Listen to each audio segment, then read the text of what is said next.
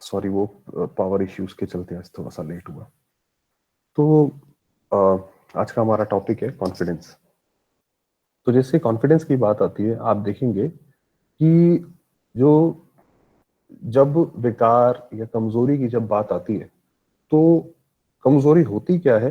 Basically जब आत्मा की शक्ति उसकी रिवर्स काम करने लग जाती है, उसके अपोजिट काम करने लग जाती है, तो उसको हम विकार या वो बोलते हैं। बात यह है कि जब हमारा कॉन्फिडेंस कम होता है तो उसका रीजन क्या होता है? आपकी जो पवित्रता की शक्ति है वो उसको डिफीट करने लग जाती है। कैसे? पवित्रता का एक मतलब है कि सच्चाई।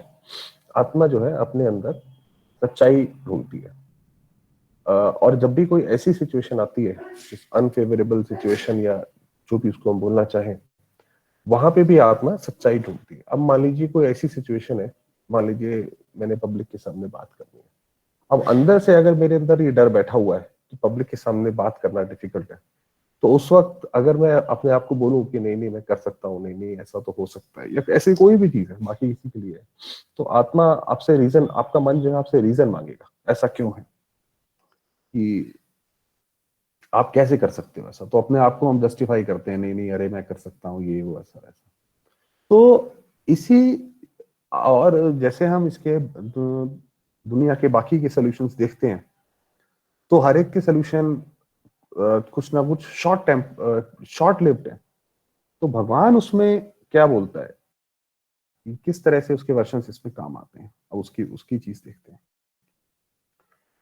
तो उससे भी पहले हम जब स्टार्ट करें, तो आप देखिए जो कॉन्फिडेंस के नाम पर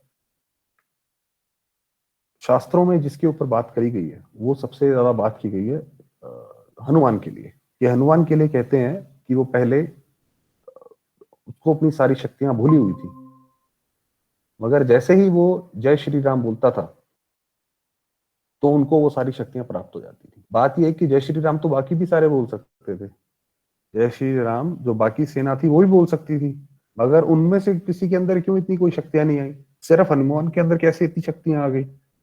सेना में तो सारे थे। बात आती है निश्चय पर, कि उसको निश्चय था पूरा, उसको भगवान की पूरी पहचान थी, इसीलिए जब वो जय श्री राम बोलता था तो उसके अंदर सारी की सारी, उनके अंदर सारी की सारी शक्तियां थी। इसी के ऊपर ये बाबा के कुछ महावाक्य हैं जिनको अब हम पढ़ते हैं। सदा अपने को निश्चय बुद्धि आत्माएं, निश्चय बुद्धि विजयी आत्माएं अनुभव करते हो, निश्चय की निशानी है विजय। अगर हमारा इस चीज में इसी को ही सत्य की पहचान कहते हैं, कि अगर मैं सत्य रूप से ही जानता हूं कि ये परमात्मा कौन है, ये कौन बात कर रहा है, ये कौन, किसके वर्षन है, और मैं कौन हूं, तो उस पर अगर पूरा मुझे निश्चय है तो मेरी विजय निश्चित है। अगर अपने में, ये बाबा ने बताया, अगर अपने में व बाप में निश्चय है तो निश्चित ही निश्चय की विजय नहीं हो, ये हो नहीं सकता। ये देखिए, ये बाबा ने ये अभी, जैसे हम अभी हमेशा पढ़ते हैं मुरली, तो पहले उसमें थ्योरी पार्ट होता है कि क्यों जरूरी है, फिर आप बाद में आता है कि हमें एक्चुअली में वो यूज कैसे करना है। तो बाबा बोल रहे हैं अभी तो उसकी इंपॉर्टेंस बता रहे हैं कि अगर अपने में अब निश्चय की विजय नहीं हो, ये हो नहीं सकता। कि अगर हम पूरी तरह जानते हैं तो ये ऐसा पॉसिबल ही नहीं है। अगर विजय आदि होती है, पूरी नहीं होती है, तो इसका कारण है निश्चय की कमी। आप देखिए यहाँ तक कि जो मनसा सेवा, जो हम हीलिंग जिसको हम इंग्लिश में बोलते हैं, वो करते हैं, उसके अंदर भी यही है। अगर हम किसी के लिए हीलिंग कर रहे हैं और हमारे मन में खुद ही डाउट है, या हम अपने लिए भी हीलिंग कर रहे हैं, अपने शरीर को भी हम स्वस्थ करने की कोशिश कर रहे हैं, और हमारे मन में ही डाउट है, पता नहीं होता तो है नहीं, या होता है या नहीं होता है, चलिए प्रैक्टिस कर लेते हैं। तो बाबा कहता है अगर निश्चय, तो हमारा निश्चय की खुद ही कमी है। हम अपने शक्ति पर ही सवाल उठा रहे हैं, पता नहीं हमारे संकल्प में इतनी ताकत है कि नहीं है, पता नहीं बहुत दिक्कत है, तो इसका मतलब फिर हमारी विजय भी आधी होगी। तो हमारा जो संकल्प है वो जाके भी काम वैसे ही करेगा। तो बाबा ने बताया अगर विजय आधी होती है, पूरी नहीं होती है, तो इस निश्चय और विजय ये एक दो के पक्के साथी हैं। जहां निश्चय होगा वहां विजय जरूरी है, क्योंकि निश्चय है कि बाप सर्वशक्तिमान है, और सर्वशक्तिमान बाप के निश्चय से विजय कैसे नहीं होगी। आप देखेंगे जो ये महाभारत का भी पूरा दिखाते हैं कि वो अक्षौणी सेना में अर्जुन कैसे खड़ा था सबके सामने, क्योंकि उसको ये पता था कि मेरे सारथी जो है वो स्वयं श्री कृष्ण हैं। और श्री कृष्ण ने बोला है भगवत गीता में कि मैं परमात्मा का स्वरूप हूँ। तो डायरेक्ट परमात्मा नहीं हूँ, परमात्मा का स्वरूप हूँ। तो इसी तरह से अगर हमें ये निश्चय है कि बाप सर्वशक्तिमान है, तो उस और अपने में भी निश्चय है कि मैं मास्टर सर्वशक्तिमान हूं, तो विजय कहाँ जाएगी। अगर ये दो निश्चय हैं कि भगवान जो है वो सर्वशक्तिशाली है और मैं उसकी डायरेक्ट संतान, उसी की रचना, मास्टर सर्वशक्तिमान हूं, अगर हमारे पास ये बार बार हम थॉट अपने में पक्का करें, तो फिर निश्चय कहाँ जाएगी। निश्चय बुद्धि की कभी हार हो नहीं सकती। इसके बहुत सारे आप देखेंगे एग्जाम्पल्स हैं जो शास्त्रों में या इधर उधर बताते हैं। जैसे सिख धर्म में वो वीर बंदा बैरागी के लिए बोलते हैं कि वो पहले आराम से बैठा हुआ था जब मुसलमानों ने आक्रमण करा। तो फिर जब गुरु नानक देव या किन्होंने, उनके गुरु ने जब उसको जोश दिलाया और उसको कराया कि नहीं जाके तू लड़ाई कर, तो वो देखो जाके लड़ गया जा करके।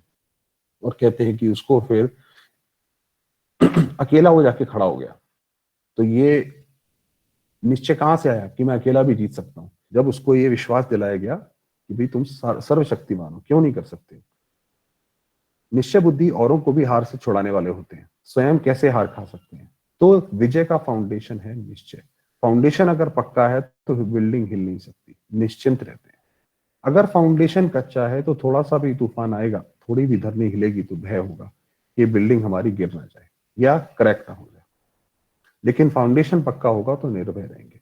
अगर हमारे जीवन में ये फाउंडेशन पक्का हो गया कि मैं मास्टर सर्वशक्तिमान आत्मा हूं, आप देखेंगे ऐसी आत्मा को कभी भी कोई मेंटल डिसऑर्डर या शरीर की भी जो प्रॉब्लम आएगी वो थोड़ी मोड़ी आएगी तो उससे निकल जाएगी। ऐसे ही निश्चय का फाउंडेशन पक्का है तो कोई तूफान हिला नहीं सकता। तो ऐसे विजयी हो या कभी कभी थोड़ी थोड़ी दरार पड़ जाती है। अब बाबा कह रहा है कि कितने विजयी हो।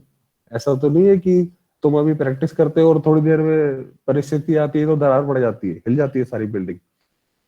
या कभी थोड़ी खिड़कियां, दरवाजे के शीशे हिलते हैं, तूफान लगता है या धरनी की हलचल होती है तो क्या होता है, हलचल तो नहीं होती है ना। हलचल में अचल रहना, इसको कहा जाता है निश्चय बुद्धि विजयी रत्न। उसके लिए बाबा ने बोला, आप देखिए जो ये क्या कहते हैं एस्ट्रोलॉजी में जो ये रत्न पहनाते हैं, वो जो रत्न कहलाते हैं विजयी रत्न कहलाते हैं। 8 जो रत्न होते हैं उनकी भी निशानी यही है कि वो निश्चय बुद्धि विजयी रत्न, वो संपूर्ण निश्चय से विजयी रत्न बने। सिर्फ अपने आप में भी निश्चय और ड्रामा में भी निश्चय, ये 3 निश्चय होने जरूरी है। वाह ड्रामा वाह। अगर ड्रामा में निश्चय होगा तो अकल्याण की बात भी कल्याण में बदल जाएगी। अगर मेरा ड्रामा में निश्चय है, कितना भी बड़ा अकल्याण हो जाए। वो थॉमस एडिसन के लिए कहते हैं कि वो 50 साल का था तो उसकी सारी की सारी जो पूंजी थी, सारी फैक्ट्री जल गई। तो उसने बोला कि आज मेरी सारी चीजें माफ हुई, तो कल्याण देखा उसके अंदर। तो वो सारी चीजें अच्छी हो गई। आज उसका लोग उदाहरण देते हैं, कहाँ फैक्ट्री जलना और कहाँ उदाहरण देना। निश्चय में इतनी शक्ति है। दिखाई ऐसे देगा कि अकल्याण की बात है, लेकिन उसमें भी कल्याण छिपा हुआ होगा। पहले हिलाने के लिए ऐसा रूप आएगा, लेकिन आपको हिला नहीं सकता। और इसी में ही आप देखेंगे अंगद का भी जो मिसाल दिया जाता है, अंगद का मतलब है अंग दह, जिसने अपने अंग अंग परमात्मा को दे दिए। वरना ऐसे कैसे था कि अंगद जो है लंका में खड़ा है और उसका कोई पांव नहीं हिला पाया, क्योंकि जिस आत्मा ने अपने अंग अंग परमात्मा को दे दिए, उसको माया रूपी उसका पांव भी नहीं हिला सकती। तो ये सारे जो है ये निश्चय के ही प्रतीक है। ऐसे पक्के हो या थोड़ा थोड़ा हिलते हो, संकल्प व स्वप्न में भी हिलते तो नहीं है। बाबा कह रहे हैं स्वप्न में भी नहीं हिलना हिलना चाहिए, क्योंकि संकल्प में भी अगर थोड़ी सी कमजोरी आई तो संकल्प का प्रभाव वाणी पर पड़ता है और वाणी का प्रभाव कर्म पर पड़ता है। अगर हमने संकल्प किया कि चलो अब हम ये वाला काम हम ऐसे करके दिखाएंगे, फिर थोड़ा सा लगा कि देखो थोड़ा मुश्किल तो है ये वाला काम, तो वो 100 का 70% हो जाएगा। और जब कर्म पे करने पे आएंगे तो वो 70 का 30% ही हो जाएगा। तो फिर हमें लगेगा कि देखो हमने यही सोचा था कि ये मुश्किल है और ये नहीं हुआ। उसी के साइकिल में हम घूमते हैं। इसलिए बाप ने पहले संकल्प को बदली किया है। संकल्प करते हो मैं शरीर नहीं आत्मा हूं। इससे इतना बड़ा फर्क पड़ता है कि जैसे ही मैं सोचता हूं मैं शरीर हूं, तो व्यक्ति को लगता है अरे भाई मैं कमजोर हूं, अरे भाई मैं अकेला हूं, कहाँ मुझे अकेले से ये होगा। वगैरह वगैरह, इसी को आगे बढ़ाते जाइए, अरे मेरी जाति ऐसी है। फिर कई लोग जब विफल होते हैं तो कहते हैं नहीं नहीं, क्या कहते हैं, लीडर्स तो कहते हैं खून में होते हैं, वो और कुछ नहीं मिलता तो उसके ऊपर क्या कहते हैं, ब्लेम करने लग जाते हैं। तो अगर मैं ये सोचूं कि भाई मैं शरीर नहीं हूं, मैं आत्मा हूं, ये कोई ये डीएनए का चक्कर, ये किसी भी तरह का ये बाउंडेशन मेरे ऊपर अप्लाई ही नहीं होता। ये शुद्ध संकल्प है, इस संकल्प से जीवन बदल गई। अगर संकल्प कमजोर है तो जीवन भी कमजोर बन जाएगी। यही अगर हम कुछ ऐसा कोई नेगेटिव न्यूज बार बार अपने माइंड में फीड करते रहे, कुछ ऐसा नेगेटिविटी डालते रहे, तो होगा क्या, वो इवेंचुअली जैसे बाबा ने बताया कि संकल्प, वाणी और फिर कर्म, तो वो फिर हमारा कर्म भी वैसे ही होगा। तो सदा निश्चय है कि मैं मास्टर सर्वशक्तिमान हूँ, कितना भी माया हिलाए हिलते तो नहीं, कोई माया से डरता तो नहीं। सभी बहादुर हो या सोचते हो माया को नहीं आना चाहिए या फिर सोचते हैं भाई इससे अच्छा तो परिस्थिति ना आए। अब आप देखिए जो ब्रह्मा बाबा, जिनके जिनसे हम सारे के सारे इंस्पायर होते हैं, जिन्होंने ये बिल्कुल करके दिखाया सब, उनके सामने भी परिस्थितियां आई, मगर उनके सामने जब परिस्थितियां आई तो वो चरित्रार्थ बन गए। उन चरित्रार्थों को हम उनसे प्रेरणा लेते हैं कि देखो उनके सामने इतनी सारी चीजें आई, उन्होंने ऐसे ऐसे करके पार किया। तो हमें ये नहीं सोचना चाहिए कि परिस्थितियां ना आए, बल्कि हमें ये सोचना चाहिए कि हम अपने आप को मास्टर सर्वशक्तिमान कैसे बनाए। आधा कल्प माया के साथ ही रहे हो और अभी आने नहीं देते, क्योंकि अभी जान गए हो ये बड़े से बड़ा दुश्मन है। अभी पता पड़ गया कि वास्तव में विकार जो है ये सबसे बड़े दुश्मन है।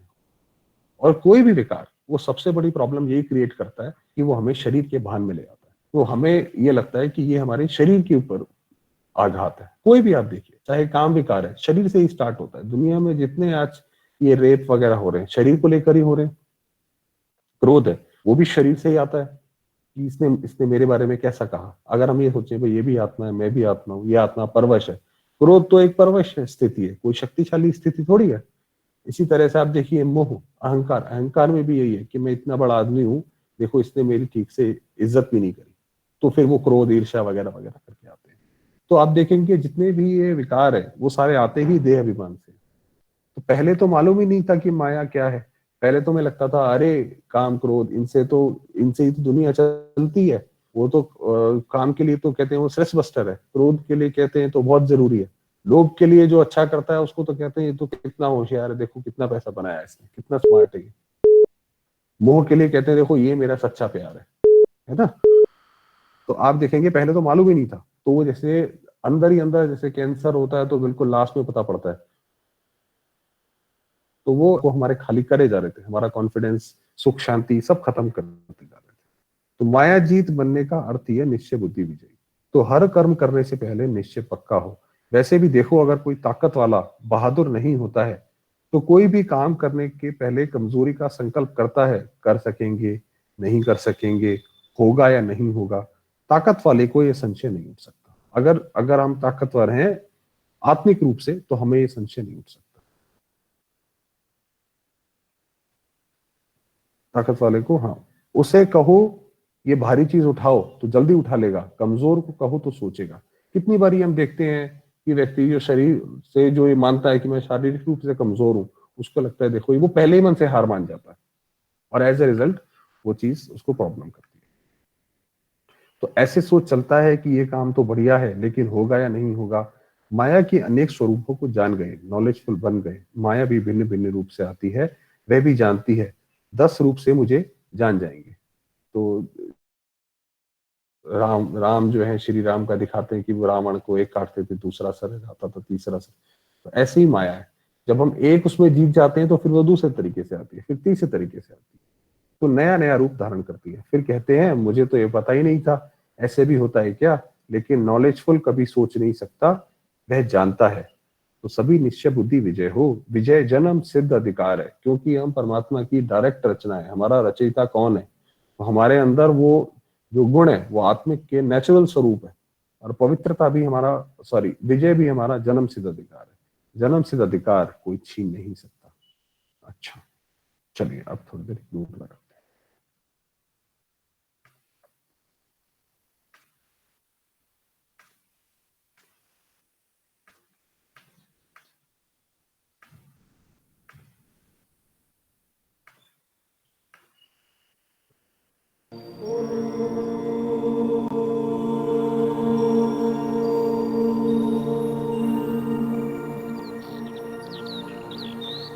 इसी के अराउंड आज हम योग लगाएंगे।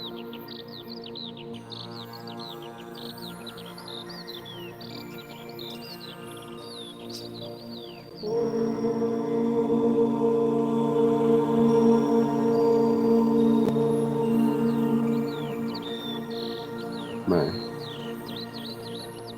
आत्मा हूं।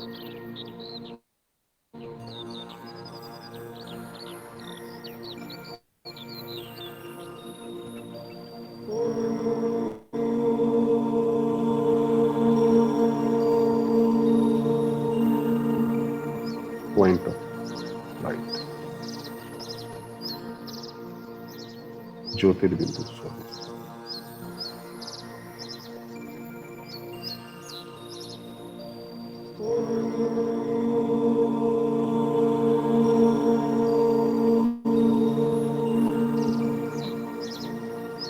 सर्वशक्तिमान परमात्मा शिव बाबा, अद्भुत रचना।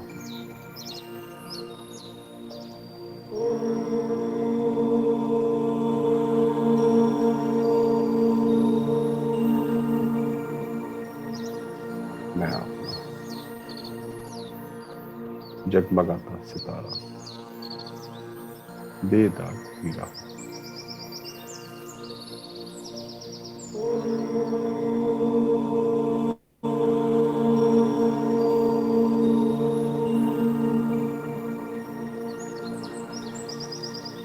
बाप समान, मास्टर, सर्वशक्तिमान।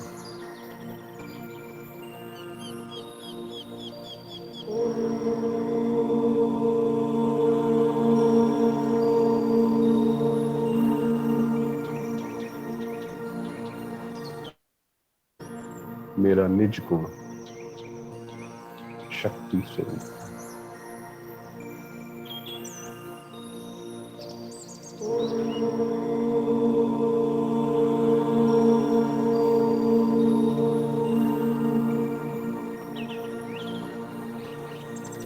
मैं आत्मा समर्थ हूं।